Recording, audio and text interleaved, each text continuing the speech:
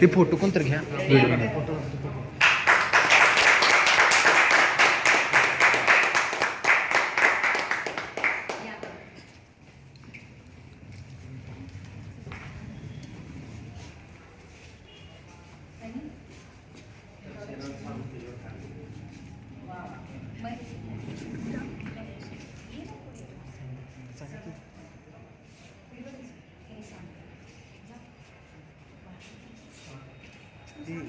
आपापली नावं सांगत तुझा तुझ्या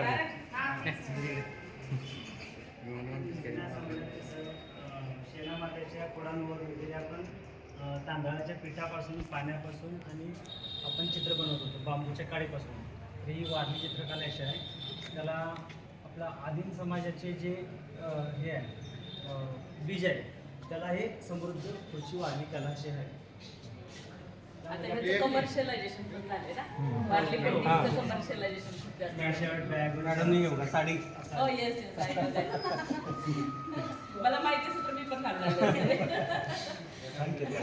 निसर्गाच्या आपल्या निसर्गातून जे काय घेतलंय त्या वारली समाजांना आपण प्रेझेंट केले. वारली समाज हा आस्तिक आणि नास्तिक असं नसून वास्तविक समाज हा वारली समाज आहे. त्यामध्ये चंद्र सूर्य याचं समावेश आणि निसर्गपूजा निसर्ग पूजा करतो आणि त्यांच्या ह्या सगळ्या Daily ऍक्टिव्हिटीजला मिनिंग आहे, डेली ॲक्टिव्हिटीज आहेत. डे टू डे लाईफ मध्ये आहे. हेच आता नवीन शैक्षणिक धोरणाचं हेच एक महत्वाचं हे आहे, आस्पेक्ट आहे की स्किल त्यांना द्या, स्किल डेव्हलप करा. हे डहाणूमध्ये प्रदर्शन भरतं मॅडम प्रोफेशनली. हो वाडा हा मोकाड्यातील लोक हो येतात. हो मी बघण्यासाठी आणि तिकडे डहाणूकडे जरा गोदावरीताई परोळेकरांचा खूप मोठा इम्पॅक्ट आहे ना. त्या टिटवाळा भागातच मी राहिलेलं आहे. टिटवाळा ओके छान.